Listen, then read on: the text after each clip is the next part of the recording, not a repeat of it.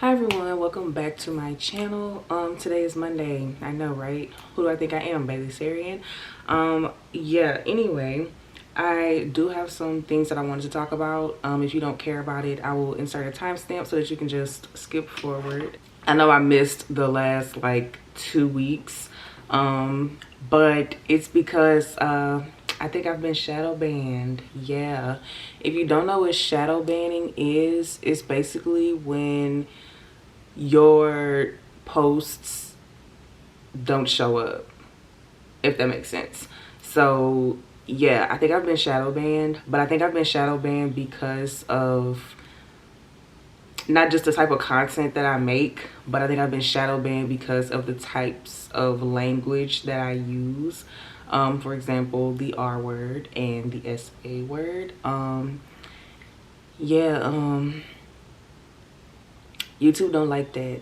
And at first I was like, I don't care, this is my channel, I'm gonna say what I want to say, freedom of speech, you know, typical stuff like that. But YouTube is like, LOL, not on my platform. So with that being said, I will have to mute some words out, and if those words are muted out, just know that it's understood to be one or the other. Baby, I hope you can read lips. If you can't, I'm so sorry, because there's literally no other way that I think that I can do this. Yeah, that's about it. In other news,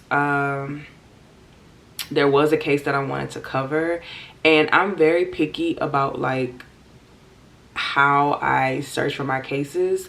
And the reason is because when I was doing the research for this case, I went a little bit too in, what's the word I'm trying to say?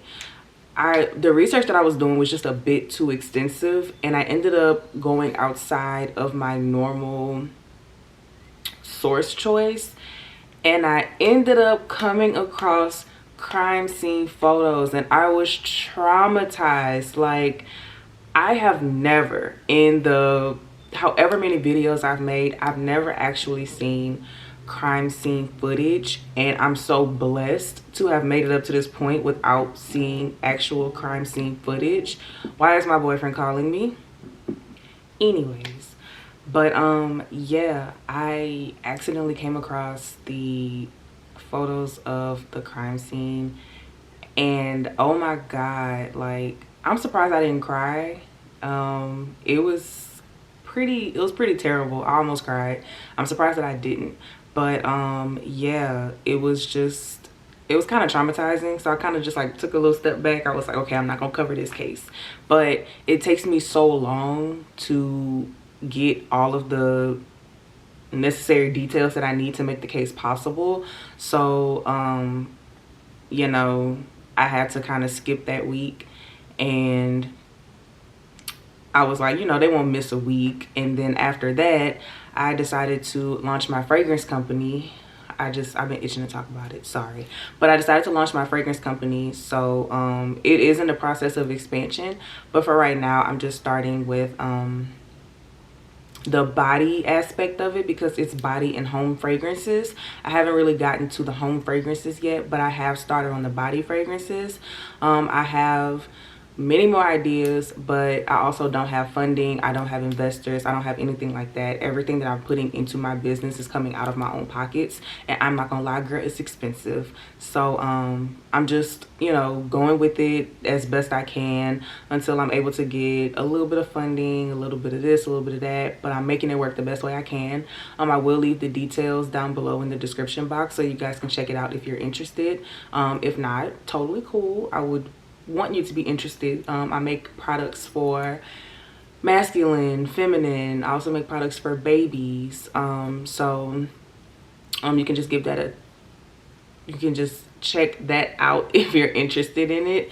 Mother's Day is coming up, so you know, Father's Day is coming up, baby showers, birthday parties, whatever you got to do, baby, support.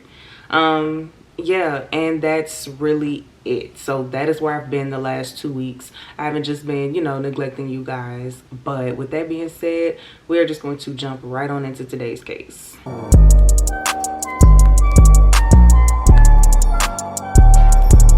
Lonnie David Franklin was born August 30th of 1952, making him a Virgo. Virgo, y'all gotta take this one, because baby, this man here, a hot ass mess.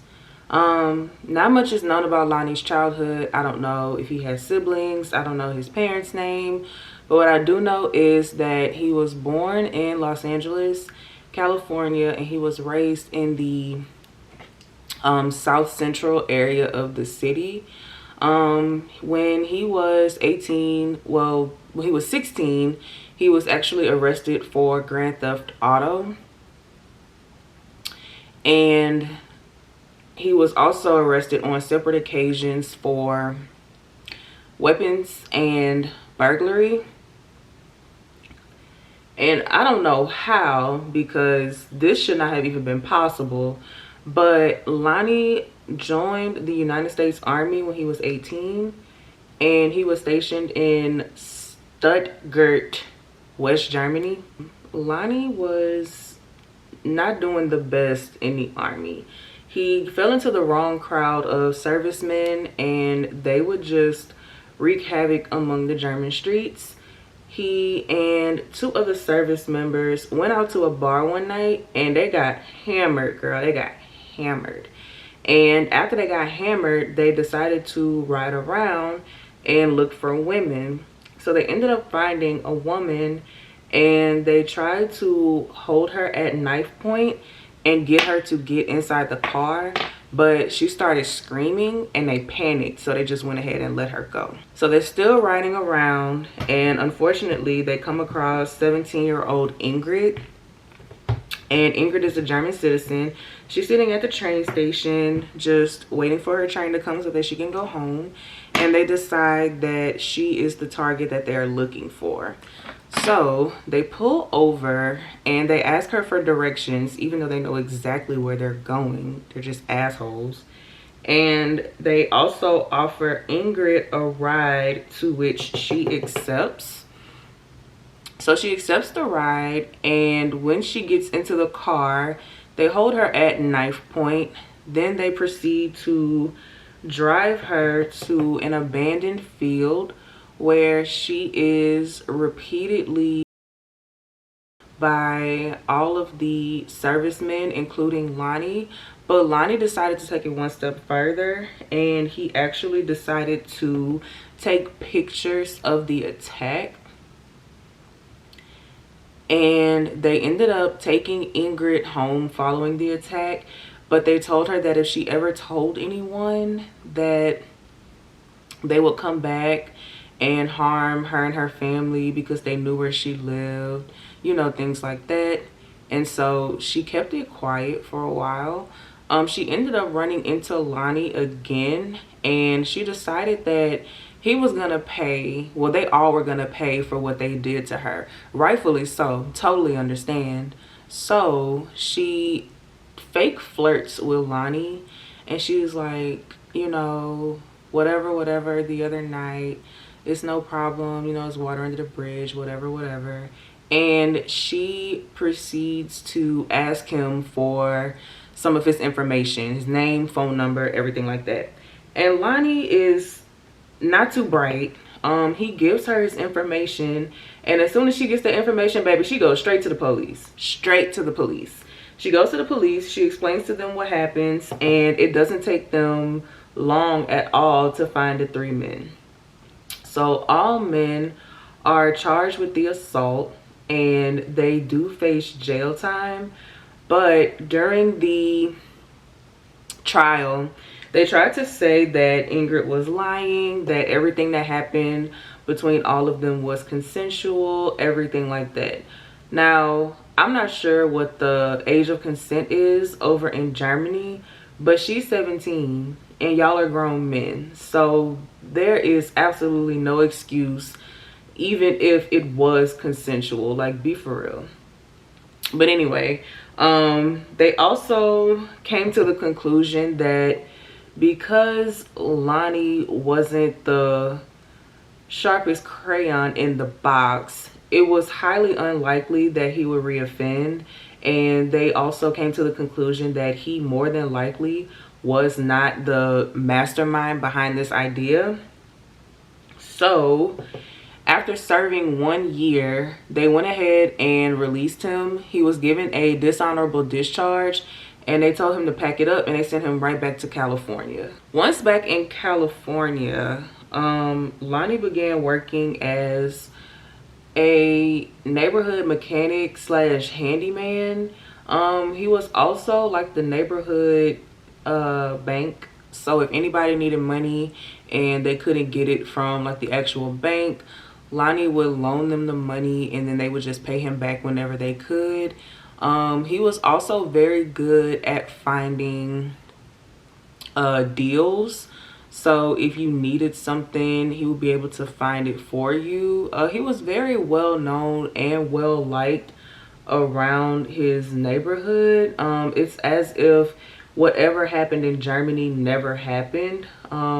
Usually when you get a dishonorable discharge, that's basically like a felony in the military's eyes. So I'm not sure how he was able to find a job. I guess it's just because everyone knew him, or he lied about the reason why he got discharged. But he ended up finding a job as a trash man, and this would be very important after a while, because when he was a trash man, he was able to, you know, basically get a layout of the city, a layout of, well, I don't want to jump ahead too far, but you'll see why this is very important. He also worked at the 77th Street Police Precinct as their mechanic. So when the police cars would break down, they would call him to come and fix it. Whenever their personal vehicles would have issues, they would call Lonnie to fix it. He was just well known around town as a fixer-upper. Like, he was handy manny basically. So in the mid 1980s, the LAPD started to notice a lot of strange things going on. Women were coming up missing.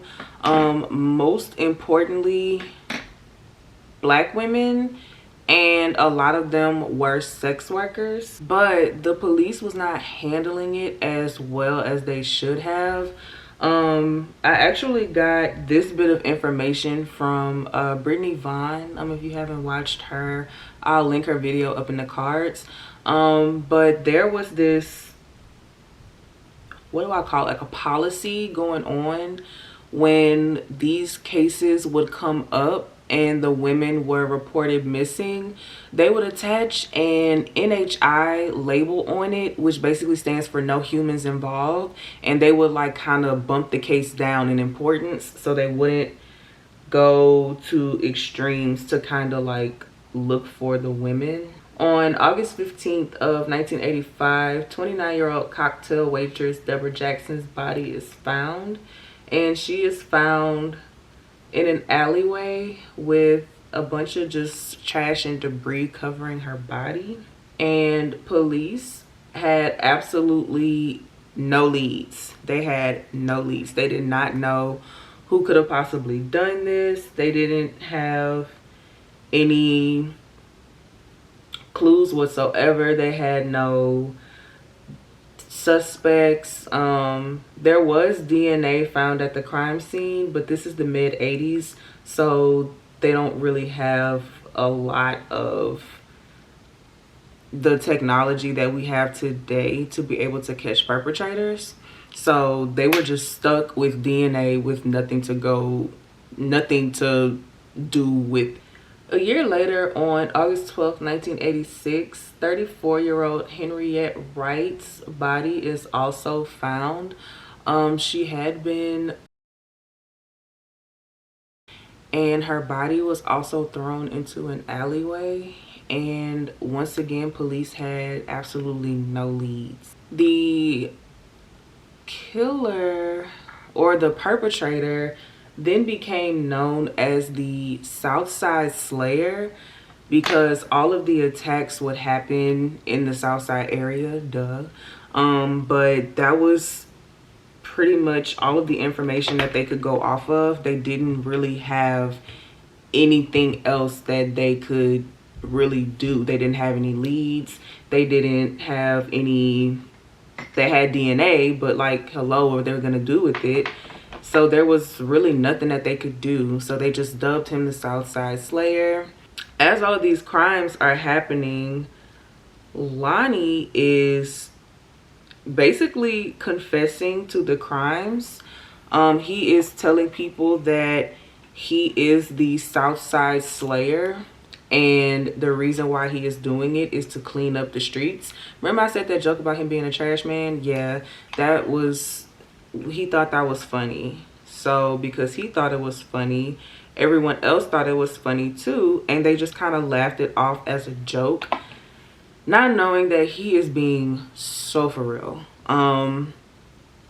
Allegedly, because Lonnie was married before, it's alleged that his first wife was on hard drugs, and she was selling her body to obtain the drugs. Lonnie was giving her money to like pay the bills and everything, but he would come home and the lights would be off, and he's like, you know, I gave you the money to pay this and to pay that, and she would take the money and spend it on drugs. And whenever he wasn't able to give her the money, she would then resort to sex work to make the money to support her habit. And because of this, Lonnie despised anybody that did drugs, drank, did sex work. He just despised anybody that did anything within that realm. And that is possibly the motive behind him attacking sex workers, because of what happened with his first wife. Lonnie did get remarried and he had 2 children. Not much is really known about that marriage. Just the fact that he was married, had 2 kids, that's basically it. On April 15th of 1986, 26-year-old Bernita Sparks is walking home from the corner store. She went to go and buy cigarettes, and unfortunately she was abducted by Lonnie. Now, she wasn't involved in sex work at all. It is just speculated that because he despised anyone that drank, did drugs, smoked, anything like that, that those are the people that he targeted. So I'm assuming that's why he targeted Bernita, but it is not 100%. Halloween night of 1987, 26-year-old Mary Lowe is out drinking with her friends, just celebrating Halloween. And when the bar is coming to a close, she decides that she is going to start walking home. Of course, she is a little inebriated, and she is offered a ride. Spoiler alert, it is Lonnie. She is offered a ride, and that is the last time anyone ever sees her when she gets into the car. Unfortunately for Lonnie, there were witnesses that actually saw Mary getting into the car. They described the car as a 1979 Ford Pinto, orange, like red, orange, scarlet colored Ford Pinto with a white racing stripe across the hood. That is a very uncommon car. Like, usually most of the time when you see cars, they're like white, gray, black, you know, those types of colors. But for you to have a bright car like this, like, come on.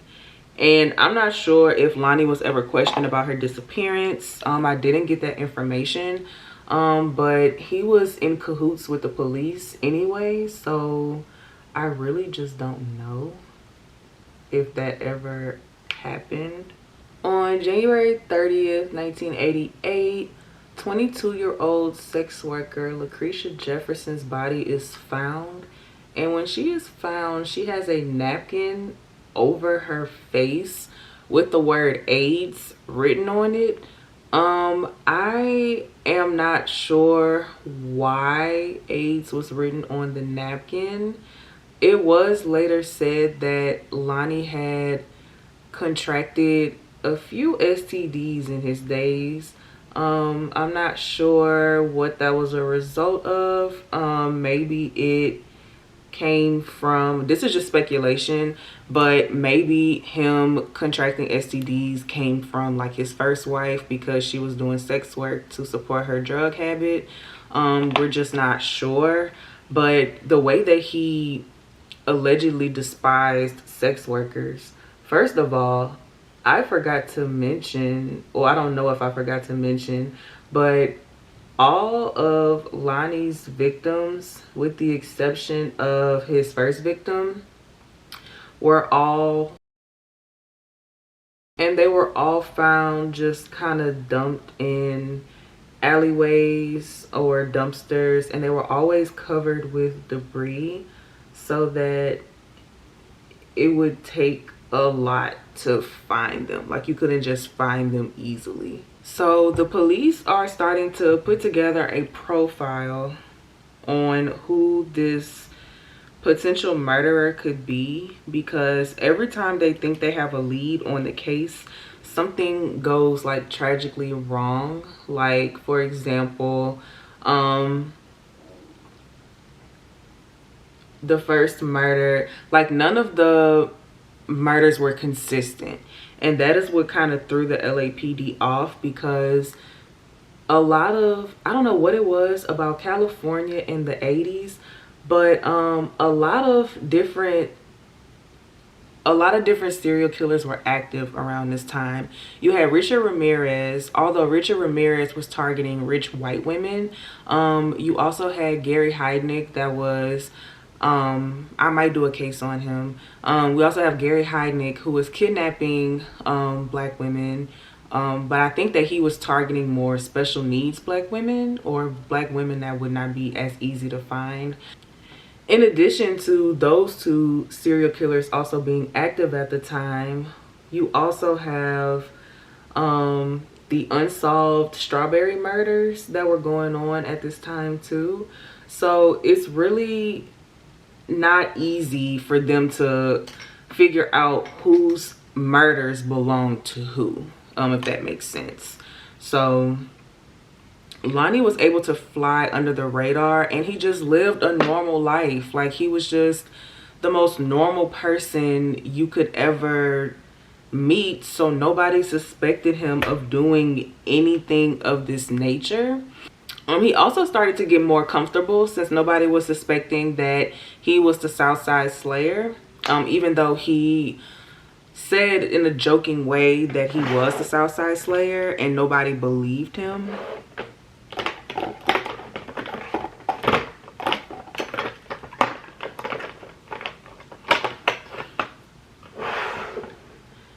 So because he started to get more comfortable with the idea that he wouldn't get caught, his murders started to become more and more frequent. He used to take like breaks between all of his murders, but the more comfortable he got, the more he was just like, what am I taking a break for? I can just go out and do it, they'll never catch me.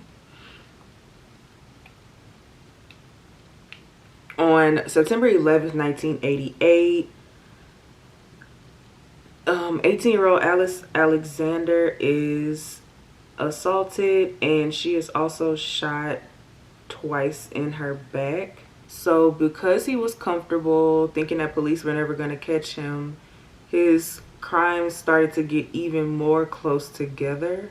And following the September attack on November 20th of 1988, Lonnie decided that he was going to strike again. November 20th, 1988, Anitra Washington is walking a couple of blocks to a friend's house for a party, and she is stopped by Lonnie in his orange Ford Pinto, and he offers her a ride, which she's kind of reluctant to go ahead and accept in the beginning, and I'm pretty sure you can understand why, because there's the Southside Slayer that is going around attacking all of these black women.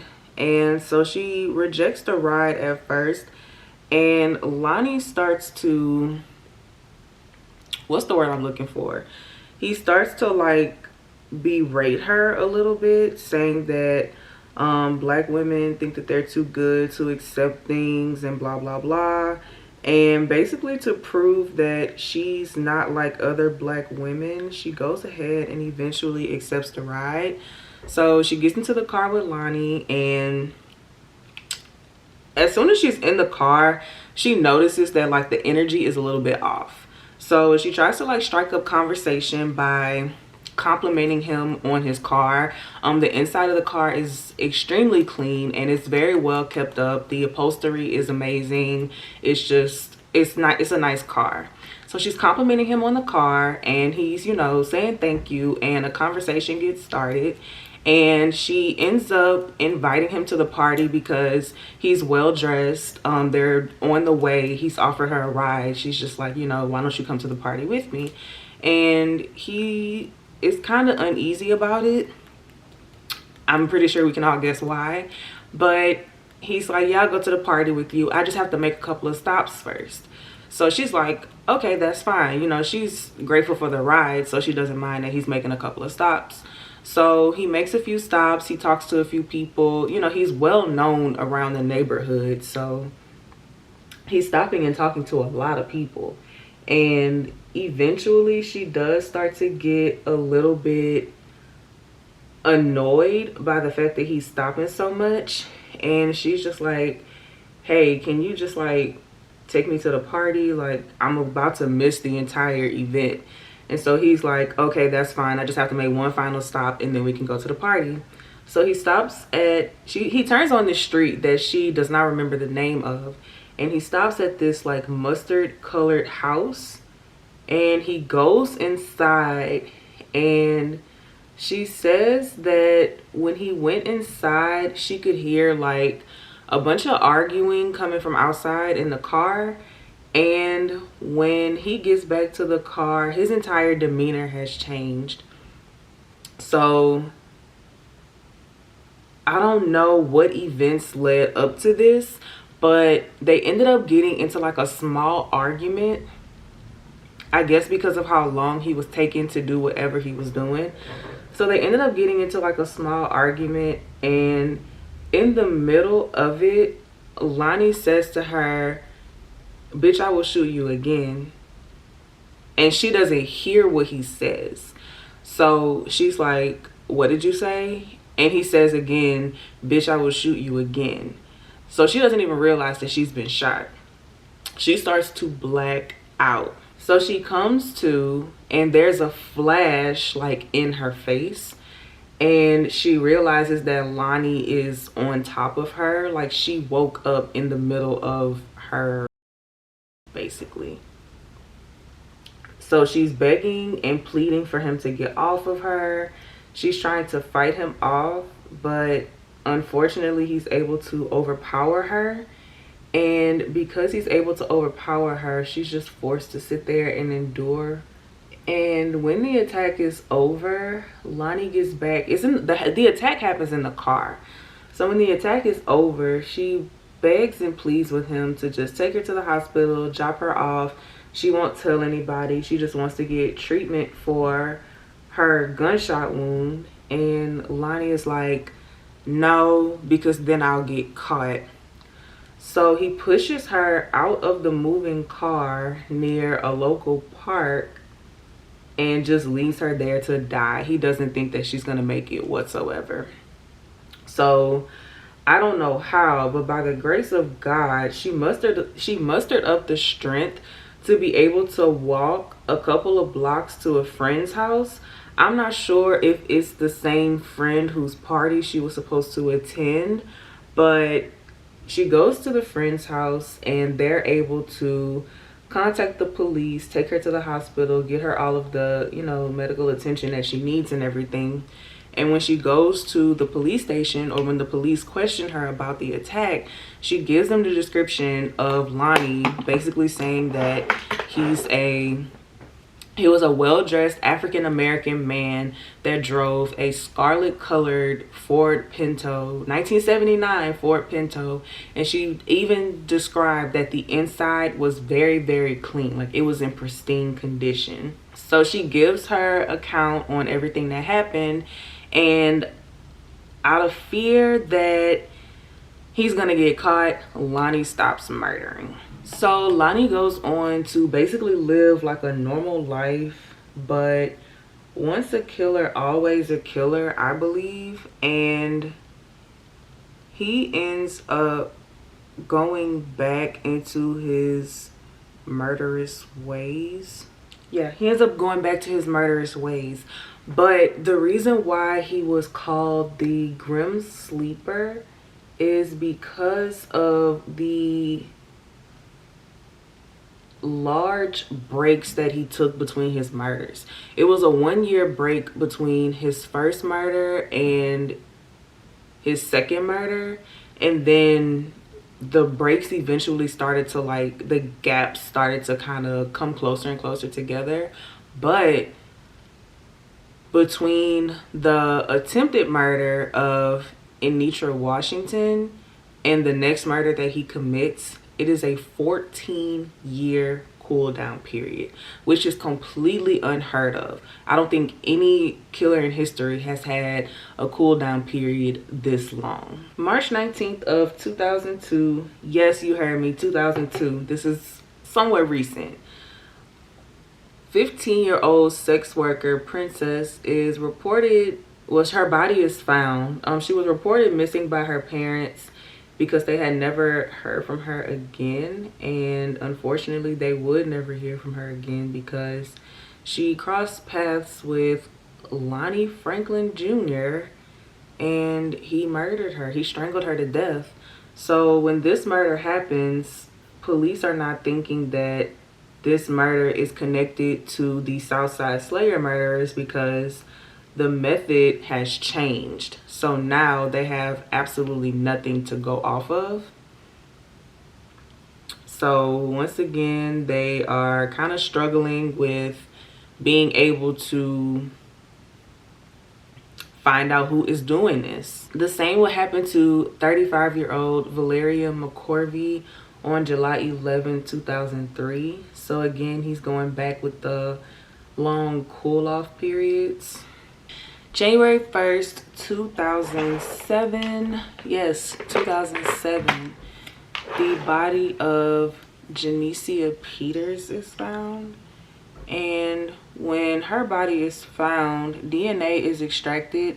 And the DNA is, well, the way that the system is now, in 2005, Proposition 69 was passed, which says that any felon that is going into the system, their DNA is also going into the system to see if they have committed like previous crimes or whatever the case may be, or to see if they would further commit crimes, whichever one. But Proposition 69 was passed. So when Genesia Peters's body is found and they extract the DNA from her, it is a match to several different cases that they have.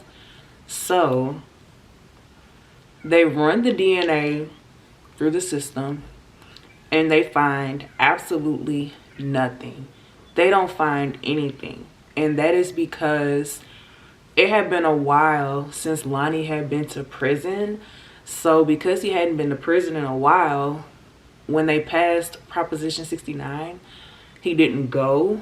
So they were unable to have his DNA in the system so that they could run everything to get him arrested. However, a year after this murder, a young man by the name of Christopher is arrested and his DNA is put into the system, and it is flagged because it matches other DNA into the system. And they come to the conclusion that he is too young to have committed the crimes that were taking place. He's just absolutely too young. So they were, at first they were looking for a perfect match and they weren't able to find anything. So then they started going off of relative matches, and when they went off relative matches and Christopher was sentenced, they ended up finding the relative match.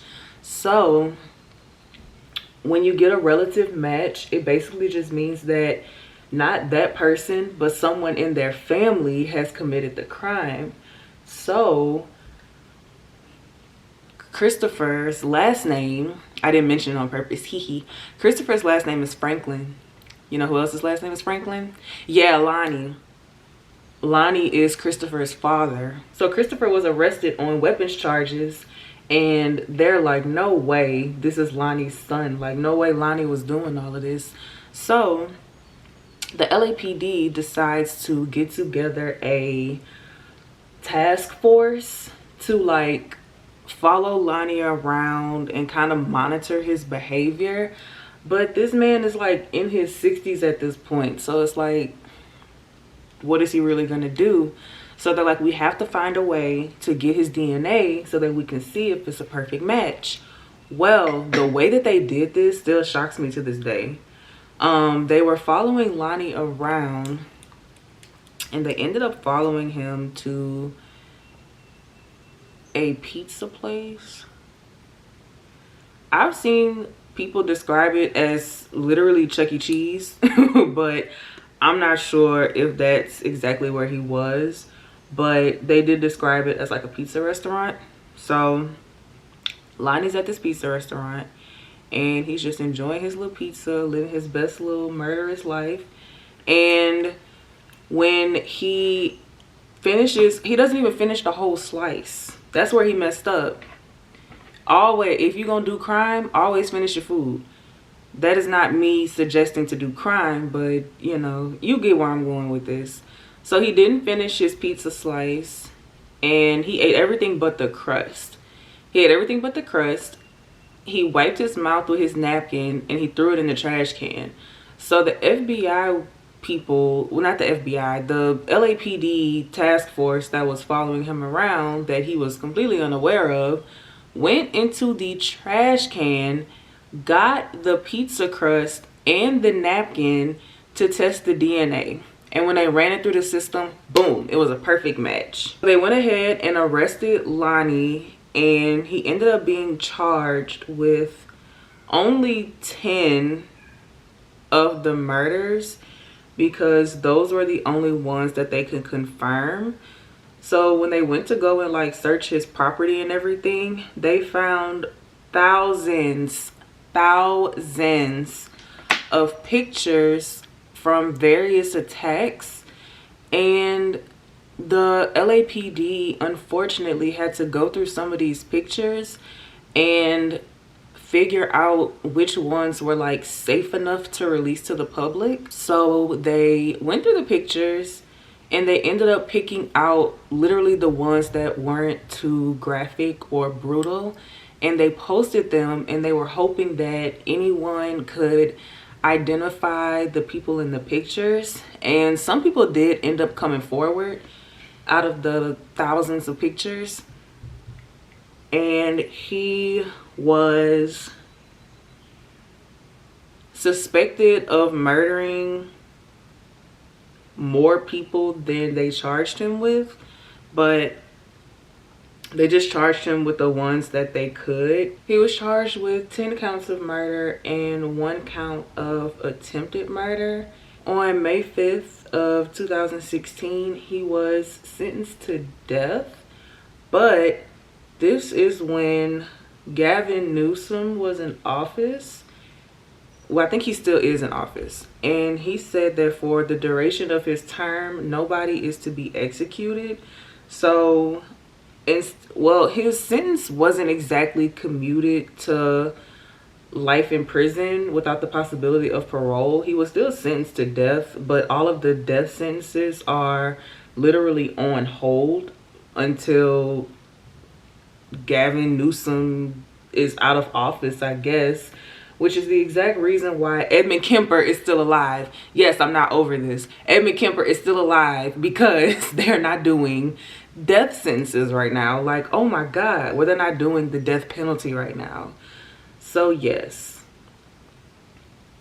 Lonnie was sitting on death row waiting for that fateful day, but unfortunately God had other plans. On March 28th of 2020, Lonnie was found in his cell unresponsive, and he was pronounced dead. And that is the end of the story. And I am not done with my makeup. This is a first. Wow, this is Black History. On the second to last day of the month, no less. Let me let me finish doing this, and then I'll come back and do an outro. And that is pretty much all for today's case. Yeah, I cannot believe that I actually finished the case before I finished my makeup. But this is the final look. I broke 2 nails. We're not going to talk about it. But I know that this is going up on Monday, but I do have another case prepared for tomorrow. I may post it tomorrow. If I don't post it tomorrow, then it's because I posted this video today. But the next case that I have prepared is going to be a 2-parter. So yeah, I just have to make sure that I'm not shadow banned because I want this video to get out, of course. So I'm gonna tweak some of the ways that I edit my videos and see, and hopefully I'm not shadow banned. So we'll see how that goes. But thank you guys so much for watching. Do not forget to check out the links in my bio for my home business and everything. And that is pretty much it for today's video. Thank you so much for watching. Do not forget to like, comment, and subscribe, and I will see you either in tomorrow's video or in next week's video.